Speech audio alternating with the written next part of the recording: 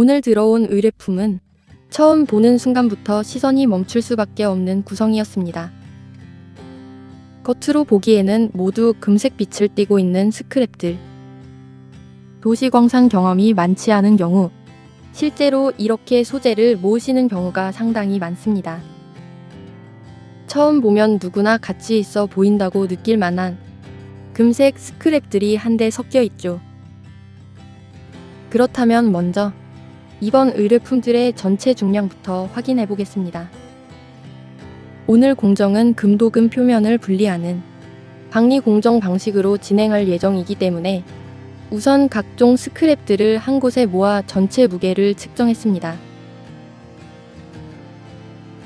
총 중량은 7.21kg.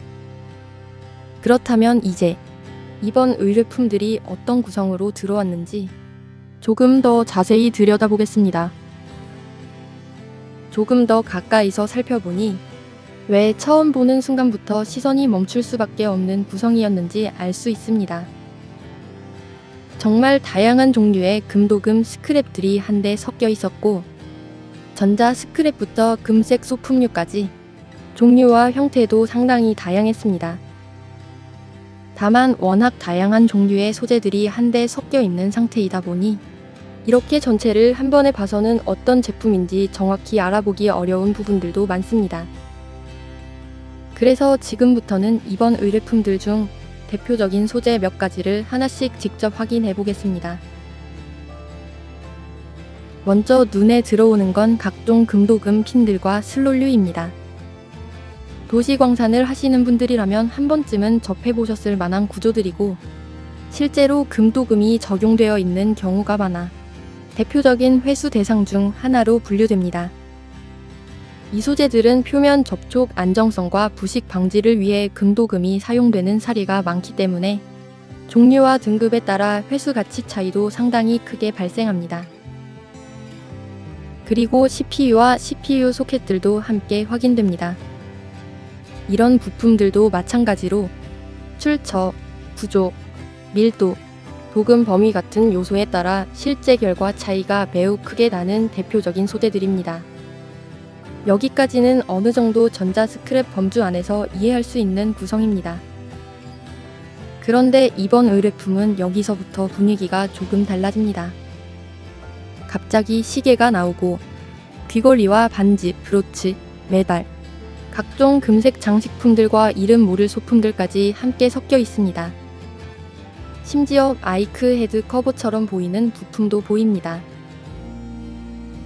이런 제품들은 실제로 금도금이 적용된 경우도 존재하지만 반대로 단순 도색이나 코팅, 장식용 표면 처리만 되어 있는 경우도 상당히 많습니다. 즉, 겉으로 금색이라고 해서 모두 같은 가치로 이어지는 것은 아니라는 의미입니다.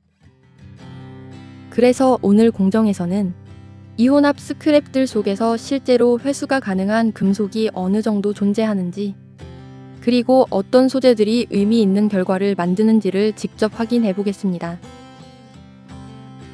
먼저 공정 시작 전 표면에 묻어있는 먼지와 각종 오염물질, 그리고 기타 불순물들을 제거하기 위해 전체 소재를 깨끗한 물로 여러 차례 세척해 주었습니다. 이번 의뢰품은 전자 스크랩뿐 아니라 다양한 금색 소품들과 혼합되어 들어온 상태였기 때문에 표면 상태도 제각각이었고 오랜 시간 보관되며 쌓인 이물질들도 상당히 많은 편이었습니다. 특히 이런 불순물들은 이후 진행될 박리 공정 과정에서 반응 효율에 영향을 줄 수 있기 때문에 공정 전 세척 과정 역시 생각보다 중요한 작업 중 하나입니다. 겉보기에는 단순히 물로 씻어내는 과정처럼 보일 수 있지만 표면 상태를 최대한 정리해주는 것만으로도 이후 반응의 안정성과 공정 관리에 차이가 발생할 수 있습니다. 세척이 완료된 이후에는 박리 공정을 위한 용액 준비를 진행했습니다. 먼저 일정 온도를 유지하고 있는 물에 박리제와 반응 촉진 성분들을 투입한 뒤 용액 전체의 반응이 균일하게 이루어질 수 있도록 충분히 풀어주었습니다. 박리 용액이 완성된 뒤 보다 원활한 공정 진행을 위해 미리 여러 용기에 나누어 담아둔 의뢰품들을 박리용액에 순차적으로 투입해 주었습니다. 용액에 들어가는 순간부터 일부 소재들은 표면 도금층이 빠르게 분리되기 시작하며 안쪽 모재의 색상을 그대로 드러내기 시작합니다. 그런데 반대로 박리 용액 안에 들어갔음에도 처음 상태를 거의 그대로 유지하고 있는 소재들도 군데군데 확인됩니다. 외형은 분명 금색인데 반응 자체가 거의 나타나지 않는 모습입니다. 이 부분은 뒤에서 조금 더 자세히 보여드릴 예정이기 때문에 일단은 전체 소재들의 반응이 충분히 이루어질 수 있도록 박리 공정을 계속 진행합니다. 박리 공정이 끝난 뒤 상태를 확인해보니 대부분의 소재에서 표면 도금층 분리가 완료된 모습을 확인할 수 있었습니다. 그 다음으로는 용액 내부에 남아있는 각종 불순물들과 공정 과정에서 분리되어 나온 잔여물들을 정리하기 위한 여과 과정을 진행했습니다. 박리 공정이 끝난 직후에 용액 안에는 단순히 금속 성분만 존재하는 것이 아니라 표면에서 떨어져 나온 이물질들과 미세한 금속 찌꺼기, 그리고 반응 과정에서 발생한 여러 불순물들이 함께 섞여 있는 상태입니다. 다음 공정을 안정적으로 진행하기 위해서는 이 단계에서 불필요한 성분들을 최대한 걸러내는 작업이 중요합니다. 먼저 비교적 깨끗한 상태의 용액 윗부분부터 천천히 여과지 위로 부어 1차 여과를 진행한 뒤 어느 정도 여과가 진행된 이후에는 바닥에 가라앉아 있던 침전물들과 잔여물들도 함께 이동시켜 추가 여과를 진행했습니다. 이렇게 나누어서 작업하는 이유는 처음부터 모든 용액과 침전물을 한 번에 부어버릴 경우 미세한 잔여물들이 여과지를 빠르게 막아버리면서 전체 여과 속도가 급격하게 느려질 수 있기 때문입니다. 특히 오늘처럼 다양한 소재들이 혼합된 공정에서는 용액 안에 남아있는 불순물 종류도 상당히 많은 편이기 때문에 여과 상태를 계속 확인해가며 단계적으로 나누어 작업을 진행하는 것이 중요합니다. 한쪽에서 여과 과정이 진행되는 동안 다른 한쪽에서는 박리를 마친 모재들의 세척 작업도 함께 진행했습니다. 박리 공정을 마친 직후에 모재들 사이에는 표면과 틈새 곳곳에 박리 용액이 그대로 남아있는 상태입니다. 특히 구조가 촘촘한 소재들은 사이사이로 용액이 깊게 남아있는 경우가 많습니다. 그리고 이 과정에서 중요한 점은 현재 박리 용액 안에는 분리된 금 성분이 함께 포함되어 있다는 점입니다.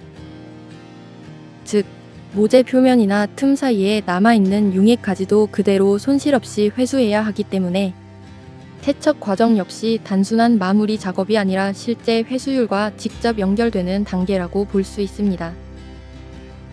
그래서 모재들을 여러 차례 흔들어주고 표면과 내부 틈새에 남아있는 용액들을 최대한 빼내면서 1차 세척을 진행했습니다. 1차 세척이 완료된 이후에는 세척 과정에서 나온 세척수 역시 그대로 버리지 않고 앞서 여과를 진행하고 있던 여과지 위로 추가로 함께 부어준 뒤 이후 곧바로 2차 세척 과정도 이어서 진행해 주었습니다. 1차 세척 직후와 비교해보면 세척 과정에서 빠져나온 용액의 색이 조금 더 맑아진 모습을 확인할 수 있습니다. 그만큼 표면과 틈새 사이에 남아있던 박리 용액과 잔여 성분들이 점차 빠져나오고 있다는 의미입니다. 특히 구조가 복잡한 소재들은 한 번의 세척만으로는 내부에 남아있는 용액이 완전히 제거되지 않는 경우도 많기 때문에 상태를 계속 확인해가며 반복 세척을 진행해 주었습니다. 2차 세척이 완료된 이후 이번 세척수 역시 그대로 분리하지 않고 앞서 여과를 진행하고 있던 여과지 위로 천천히 다시 부어주며 추가 여과를 이어갔습니다. 처음 세척수와 비교하면 색은 비교적 맑아진 상태였지만 여전히 내부에는 미세 금속 성분들과 잔여 용액들이 함께 남아있을 가능성이 있기 때문에 세척 과정에서 나온 용액들까지도 최대한 손실 없이 회수하는 방향으로 진행했습니다. 그리고 시간이 지나면서 여과지 위에는 점점 더 많은 잔여물들이 쌓이기 시작하고 반대로 아래로 떨어지는 용액은 조금씩 더 정리된 상태로 변해가는 모습을 확인할 수 있습니다. 오늘처럼 용액 안에 포함된 불순물과 미세 잔여물의 종류가 많을 경우 여과 과정 자체가 생각보다 긴 시간을 필요로 합니다. 그래서 여과 상태를 계속 확인해가며 용액이 안정적으로 통과할 수 있도록 천천히 공정을 이어갔습니다. 여기서 잠깐 방위 공정이 완료된 이후의 모재 상태를 한번 확인하고 넘어가겠습니다.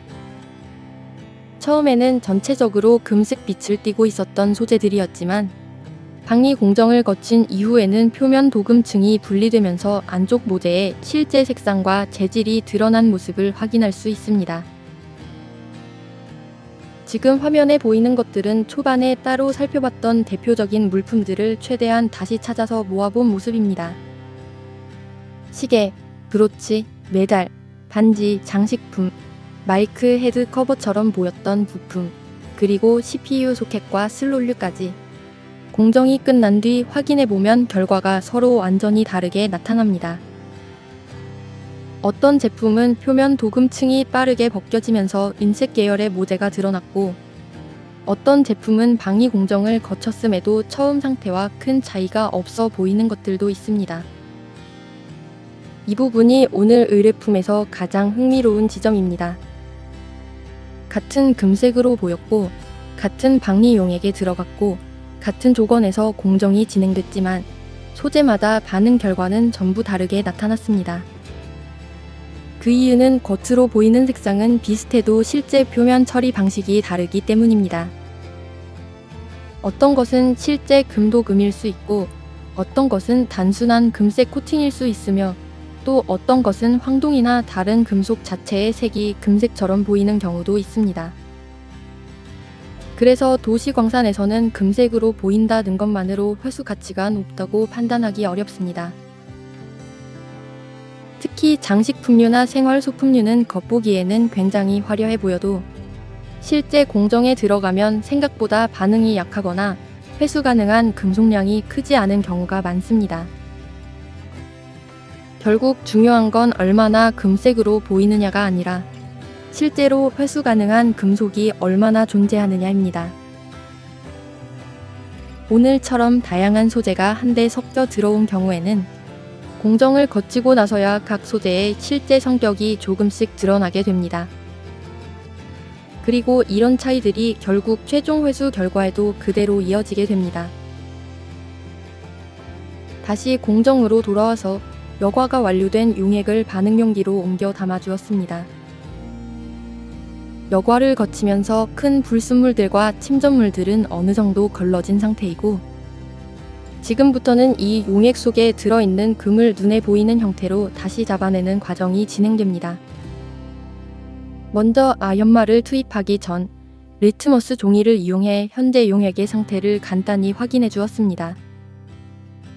리트머스 종이를 용액에 살짝 접촉시켜보면 색 변화가 나타나는데, 이 변화를 통해 현재 용액이 어느 쪽 성질을 띠고 있는지 대략적으로 확인할 수 있습니다.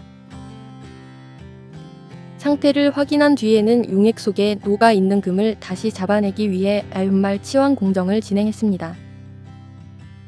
아연말을 조금씩 투입해주면 용액 내부에서 반응이 시작되면서 처음에는 맑아 보이던 용액이 서서히 탁해지기 시작합니다. 그리고 시간이 지나면서 용액 속에 녹아있던 금 성분들이 미세한 침전 형태로 떨어져 나오게 됩니다.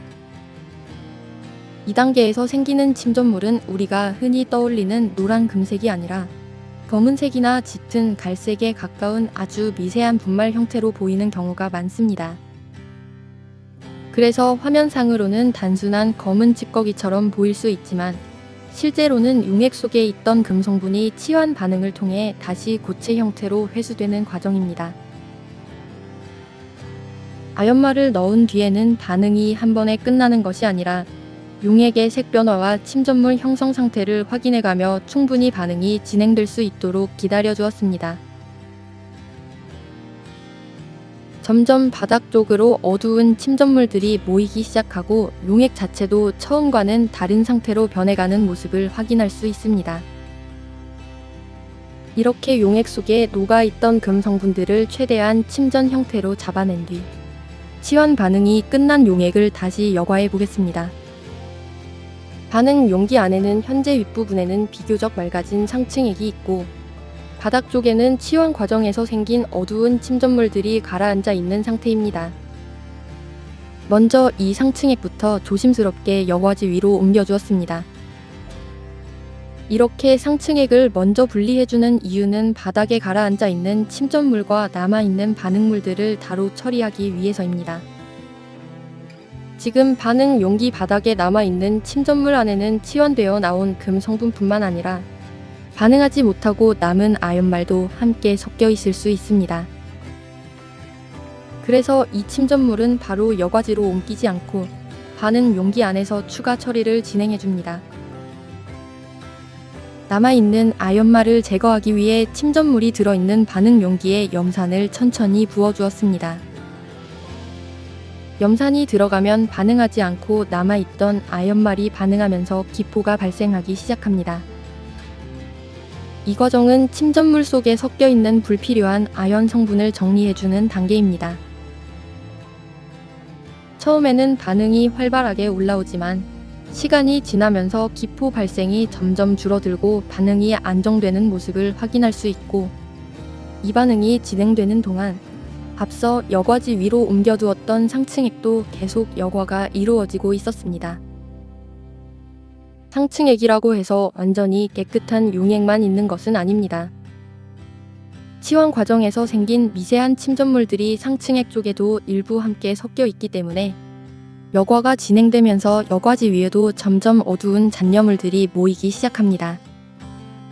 그래서 어느 정도 상층액의 여과가 진행된 뒤에는 여과지 위에 남아있는 침전물들도 깨끗한 물로 세척해가면 남아있는 용액 성분들을 최대한 내려보내주었습니다. 그리고 이 여과지 위에 남아있는 침전물 안에도 반응하지 못한 아연말이 일부 섞여 있을 수 있기 때문에 반응 용기에서 진행했던 것과 마찬가지로 염산을 천천히 부어 남아있는 아연 성분을 한 번 더 정리해 주었습니다. 그리고 반응 용기 안에서 어느 정도 정리된 침전물들을 여과지 위로 옮겨 함께 여과를 진행해 줍니다. 결국 상층액에서 걸러진 침전물과 반응 용기 바닥에 남아있던 침전물을 같은 여과지 위에서 모아주는 과정입니다. 이후에는 다시 세척을 반복하면서 최종적으로 회수 대상이 되는 분말만 여과지 위에 남겨주는 방향으로 진행하겠습니다. 이제 여과가 완료된 침전물은 여과지에 남아있는 상태 그대로 다시 반응 용기로 옮겨주었습니다. 이때 침전물만 따로 긁어내지 않고 여과지째로 접어서 옮기는 이유는 분말 입자가 워낙 미세하기 때문에 무리하게 분리하려고 하면 오히려 손실이 발생할 수 있기 때문입니다. 이제부터는 이 침전물 속에 포함된 금 성분을 다시 용해시키기 위해 왕수 반응을 진행합니다. 반응 용기 안에 여과지와 침전물을 넣은 뒤 왕수를 천천히 투입해주면 바로 내부에서 반응이 시작됩니다. 여과지에 남아있던 침전물과 잔여 금속 성분들이 용액과 접촉하면서 기포와 함께 색 변화가 나타나기 시작하고 갈색 연기가 발생하게 됩니다. 이 과정에서 앞서 치환으로 회수했던 분말 속 금 성분이 다시 용액 속으로 녹아 들어가게 됩니다. 반응이 진행될수록 용액의 색이 점점 달라지고 여과지 자체도 용액에 젖으면서 점차 풀어지고 가라앉기 시작합니다. 반응이 진행되는 동안에는 연기의 색 변화와 기포 발생 상태를 계속 확인하면서 충분히 반응이 이루어질 수 있도록 기다려 주었습니다. 이렇게 왕수 반응을 통해 침전물 속 금 성분을 다시 용해시킨 뒤 다시 한번 여과 과정을 진행해 주었습니다. 반응이 끝난 용액 안에는 금이 녹아있는 용액만 존재하는 것이 아니라 왕수 반응 과정에서 남은 잔여 불순물들과 함께 넣었던 여과지가 풀어지면서 생긴 섬유질 잔여물들도 같이 섞여 있는 상태입니다. 여과가 진행되면서 풀어진 여과지 조각들과 반응하지 않고 남은 불순물들은 여과지 위에 걸러지고 금이 녹아있는 용액은 아래쪽 반응 용기로 천천히 모이기 시작합니다. 또한 여과지 위에 남아있는 잔여물에도 금이 녹아있는 유액이 묻어있기 때문에 그 부분까지 깨끗하게 내려보내기 위해 상태를 확인해가며 세척도 함께 진행해 주었습니다. 이렇게 왕수 반응 후 남은 불순물과 풀어진 여과지 잔여물들을 걸러내고 나면 이제 아래쪽에는 금 성분이 녹아있는 비교적 깔끔한 용액만 남게 됩니다. 그 다음은 이 용액을 다시 반응 용기로 옮겨 담고 마지막 회수 공정을 향해 진행해 보겠습니다. 먼저 용액 속에 남아있을 수 있는 잔여 질산 성분을 정리하기 위해 요소를 투입해 주었습니다. 왕수 반응 이후에 용액에는 금이 녹아있는 상태이지만 동시에 남아있는 질산 성분이 뒤에서 진행될 환원 반응에 영향을 줄 수 있기 때문에 이 부분을 먼저 안정화시켜주는 과정이 필요합니다. 그 이후 질산 성분이 충분히 정리되었는지 간단한 테스트를 통해 한 번 더 확인해 주었습니다. 이 상태가 잡혀야 이제 본격적으로 금을 다시 고체 형태로 침전시킬 수 있습니다. 확인이 끝난 뒤에는 환원제를 조금씩 투입해 주었습니다. 환원제가 들어가면 용액의 색이 바뀌며 용액 속에 녹아있던 금 성분이 다시 미세한 입자 형태로 떨어져 나오기 시작합니다. 처음에는 용액 전체가 서서히 탁해지고 눈에 잘 보이지 않던 미세한 입자들이 조금씩 생겨나는 모습이 보입니다. 이때 중간중간 용액 상태를 확인하면서 금 입자가 제대로 생성되고 있는지 체크해 줍니다. 환원 반응이 진행될수록 용액 속에 퍼져 있던 금 성분들이 점점 더 작은 입자 형태로 만들어지고 시간이 지나면서 그 입자들이 바닥 쪽으로 조금씩 가라앉기 시작합니다. 다만 2단계에서 생기는 금 입자들은 처음에는 굉장히 미세한 상태이기 때문에 그대로 여과를 진행하면 작은 입자들이 여과 과정에서 손실될 가능성이 있습니다. 그래서 여기서 응집제를 투입해 미세하게 떠있는 금 입자들이 서로 붙을 수 있도록 만들어 주었습니다. 쉽게 말해 작게 흩어져 있는 금 입자들의 몸집을 키워주는 과정입니다. 현장에서는 이런 상태를 일명 빵을 크게 만든다 라고 표현하기도 합니다.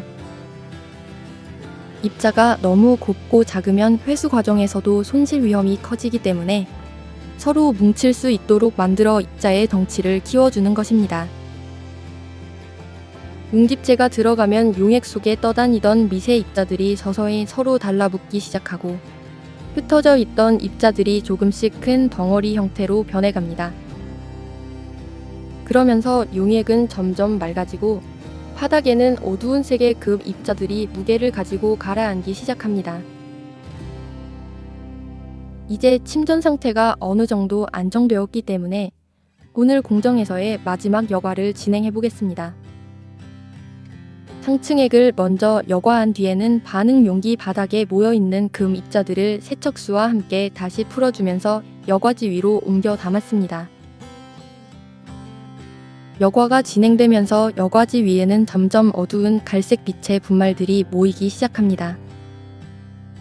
이 모습만 보면 우리가 흔히 알고 있는 금색과는 전혀 다르게 보일 수 있지만 지금 여과지 위에 모이고 있는 분말이 용액 속에서 환원되어 나온 금 입자들입니다. 마지막 여과 과정에서는 입자 손실을 줄이는 것이 가장 중요하기 때문에 여과 속도를 무리하게 높이지 않고 용액이 천천히 빠져나가도록 기다려 주었습니다. 그리고 여과지 위에 남은 금부는 깨끗한 물로 반복 세척하면서 남아있는 산 성분과 불순물을 최대한 제거해 주었습니다.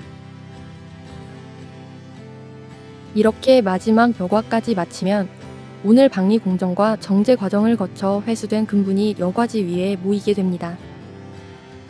이제부터는 여과지 위에 남아있는 금분을 최종 용융 단계로 가져가기 위한 정리 작업을 진행합니다. 먼저 금분이 모여있는 부분을 제외하고 불필요하게 넓게 남아있는 여과지 부분은 잘라내줍니다. 여과지 전체를 그대로 가져가도 되지만 필요 없는 부분까지 함께 들어가면 건조와 가열 과정에서 불필요한 재가 늘어나고 도가니 안의 상태도 지저분해질 수 있습니다. 그래서 최대한 금분이 모여있는 부분만 남기고 나머지 여과지는 정리해 주었습니다.